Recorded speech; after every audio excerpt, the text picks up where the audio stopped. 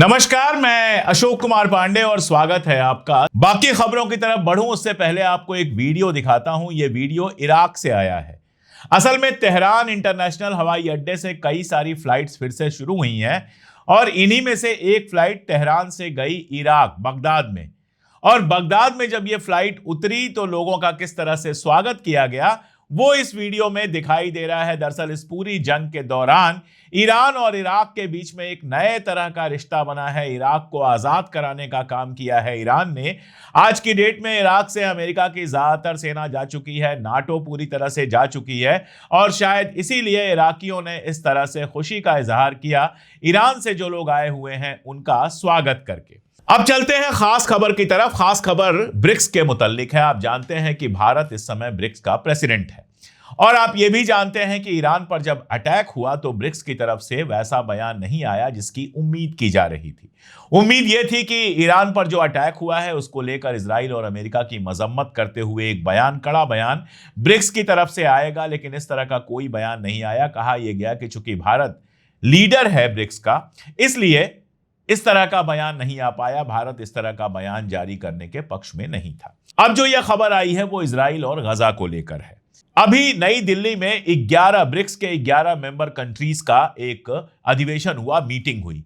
इस मीटिंग में या तो डिप्टी फॉरेन मिनिस्टर्स आए थे या खास किसी को जो भेजा गया था, विशेष जो दूत भेजे गए थे वो थे, और ये 11 अलग अलग कंट्रीज को रिप्रेजेंट कर रहे थे। इस मीटिंग का लेकिन कोई बयान जारी नहीं हुआ। होता यह है कि जब इस तरह से ब्रिक्स कंट्रीज की मीटिंग होती है तो मीटिंग के बाद एक बयान जारी होता है। इस तरह का कोई बयान जारी नहीं हुआ।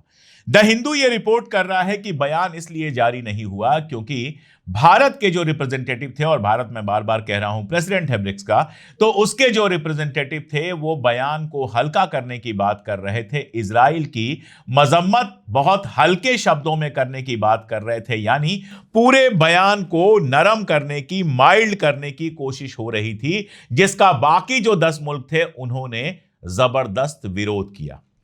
दरअसल इंडिया काफी टाइम से इस तरह के बयानों में टू नेशन सोल्यूशन के बाद, जो टू नेशन सोल्यूशन दिया गया था यूनाइटेड नेशन में, जिसके बाद ईस्ट जेरूसलम को, पूर्वी जेरूसलम को फलस्तीन की राजधानी बनना था, वो लिखने से बच रहा है। इसके अलावा भी कई चीजों से कहा जा रहा है कि हिंदुस्तान बच रहा है।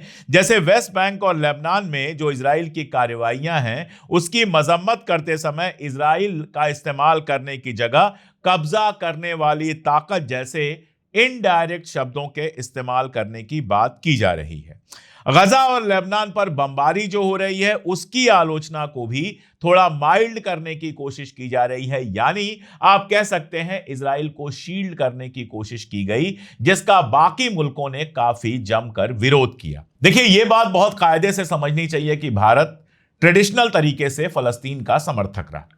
भारत ने हमेशा यूनाइटेड नेशन के 2 स्टेट सोल्यूशन की बात की है और उस 2 स्टेट सोल्यूशन के तहत ईस्ट जेरूसलम जो है वो फलस्तीन में जाता है और फलस्तीन कह चुका है कि वो उसकी राजधानी बनेगा।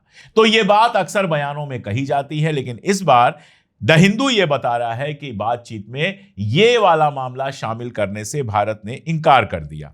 कहा यह जा रहा है कि एक जो डिप्लोमेट आए थे उन्होंने अपना नाम तो नहीं बताया, शर्त रखी कि मेरा नाम नहीं छापा जाएगा, लेकिन उन्होंने कहा कि हमें बहुत ज्यादा अचरज हुआ, बहुत ज्यादा इस पर आश्चर्य हुआ क्योंकि भारत अंतर्राष्ट्रीय मंचों पर पहले इस तरह के अल्फाज का इस्तेमाल कर चुका है।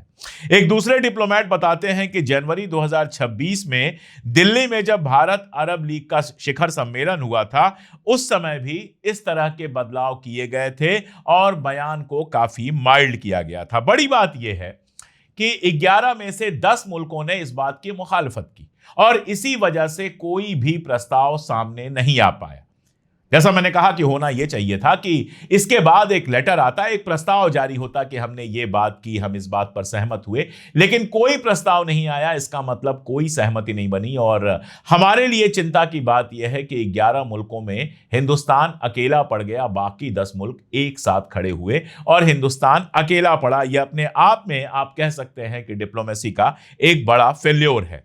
अब देखिए, अगली जो मीटिंग होनी है वो मीटिंग 14-15 मई को होने वाली है। ये जो मीटिंग हुई है ये 23-24 अप्रैल को हुई है। अगली मीटिंग जो होने वाली है 14-15 मई को होने वाली है और इसके बाद ब्रिक्स का जो शिखर सम्मेलन होगा जिसमें अगला प्रेसिडेंट चुना जाएगा वो 10 और 11 सितंबर को होगा। अब ये जो अगली मीटिंग होनी है उसमें फॉरेन मिनिस्टर आएंगे और रूस, चीन, मिस्र और ब्राजील सहित कई सारे मुल्कों ने यह कंफर्म कर दिया है कि हमारे फॉरेन मिनिस्टर्स इस मीटिंग में आ रहे हैं। अब इसका पूरा मानी क्या है?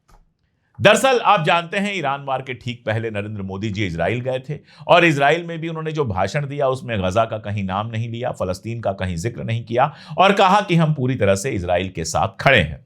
उसके बाद ईरान के साथ वार शुरू होता है, खामनेई साहब पर हमला होता है, खामनेई साहब शहीद होते हैं और उस पर भी हिंदुस्तान ने चुप्पी बनाए रखी। मीनाब की बच्चियों पर हमला हुआ, 160-65 बच्चियां मारी गई, उस पर भी इंडिया ने चुप्पी बनाए रखी। हालांकि बाद में नरेंद्र मोदी जी का बयान आया लेकिन तब तक काफी देर हो चुकी थी। खामनेई साहब की शहादत के बाद भी बहुत सारे पॉलिटिकल पार्टीज के लोग पहुंचे। भारतीय जनता पार्टी से मुख्तार अब्बास नकवी गए हुए थे लेकिन कोई मिनिस्टर नहीं गया था। मिनिस्टर फाइनली गए जब चहल्लुम मनाया गया, तब एक मिनिस्टर गए थे। वो पहली बार था कि भारत की तरफ से कोई पॉलिटिकल लीडर खामनेई साहब को श्रद्धांजलि देने गया हुआ था। जहां तक फलस्तीन का मसला है, मैंने आपको बताया कि रवायती तौर पर फलस्तीन के साथ हिंदुस्तान खड़ा रहा है आजादी के बाद से ही, और 2 स्टेट सोल्यूशन यानी कि फलस्तीन भी एक खुद मुख्तार मुल्क बने और इजराइल भी एग्जिस्ट करे, इस बात का समर्थक रहा है। जबकि आप जानते हैं अरब की कई सारी कंट्रीज ऐसी हैं, खासतौर पर ईरान, जो 1 स्टेट सोल्यूशन की बात करते हैं, यानी इजराइल वहां से खत्म हो जाए, इजराइल वहां से चला जाए, सिर्फ और सिर्फ फलस्तीन रहे। हिंदुस्तान ने 2 स्टेट सोल्यूशन की बात की है और यूरोप वगैरह के भी ज्यादातर मुल्क जो है जो फलस्तीन को मान्यता देते हैं वो भी 2 स्टेट सोल्यूशन की बात करते हैं। लेकिन 2 स्टेट सोल्यूशन की बात करने वाले मुल्क, चाहे वो वेस्ट बैंक में इजराइल का कब्जा हो, चाहे फलस्तीनियों के ऊपर इजराइल के लगातार अटैक हो, चाहे गजा के अंदर जो कुछ हुआ है उसकी मजम्मत करते रहे हैं अक्सर, और हिंदुस्तान भी इंटरनेशनल मंचों पर लगातार मजम्मत करता रहा है। लेकिन अगर ब्रिक्स की मीटिंग के बारे में हिंदू की यह खबर सच है तो यह भारत के स्टैंड में बहुत बड़ा बदलाव है और यह दिखाता है कि भारत धीरे धीरे इजराइल की तरफ जा रहा है। और ऐसे में मुझे याद आता है इजराइल के प्राइम मिनिस्टर का वो बयान जिसमें उन्होंने कहा था कि हम एक ग्रुप बना रहे हैं जिसमें ग्रीस शामिल होगा, जिसमें यूएई शामिल होगा और भारत शामिल होगा। यानी इजराइल के साथ भारत कहीं ना कहीं गठबंधन में जा रहा है, वो इस बात से समझ में आ रहा है।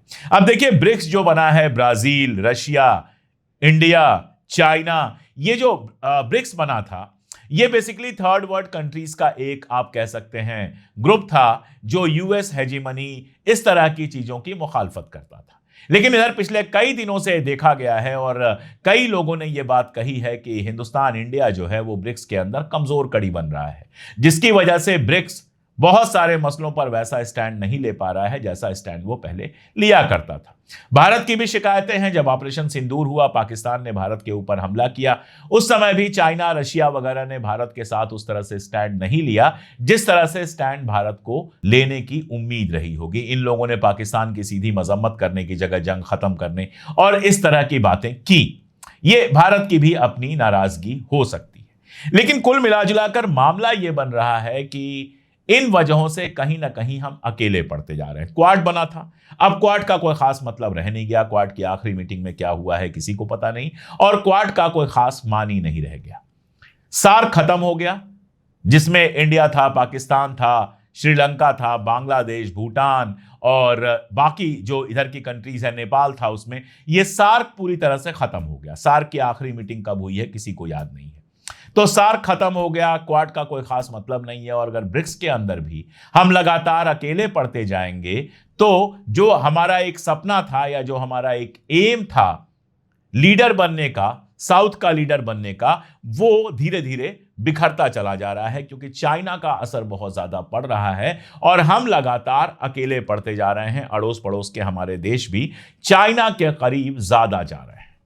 तो यह अपने आप में थोड़ा आश्चर्यचकित करने वाली बात है कि गजा पर आखिर अल्फाज बदल के क्या मिलना है। जाहिर तौर पर आप जानते हैं, चाहे वो CNN हो, चाहे वो BBC हो या इस तरह के जो पश्चिमी मीडिया हैं, वो इस तरह का काम करते हैं कि लेबनान के ऊपर अटैक हो गया लेकिन किसने अटैक किया नहीं बताएंगे। गजा में 12 बच्चे मारे गए लेकिन किसने मारा ये नहीं बताएंगे। तो वो इजराइल को शील्ड करने का काम करते हैं और उनमें से बहुत सारों की जो मिल्कियत है वो इजराइल के पास है। लेकिन हिंदुस्तान हमेशा गजा के साथ स्टैंड लेता रहा है। यह स्टैंड क्यों बदला जा रहा है, यह अपने आप में बहुत आश्चर्य की बात है। हिंदू की खबर आई है, अभी कहीं से भारत सरकार ने कोई डिटेल नहीं दी है। भारत सरकार की डिटेल आएगी तब हम समझ पाएंगे कि इस तरह का फैसला क्यों लिया जा रहा है। तो आज के लिए इतना ही, बहुत शुक्रिया।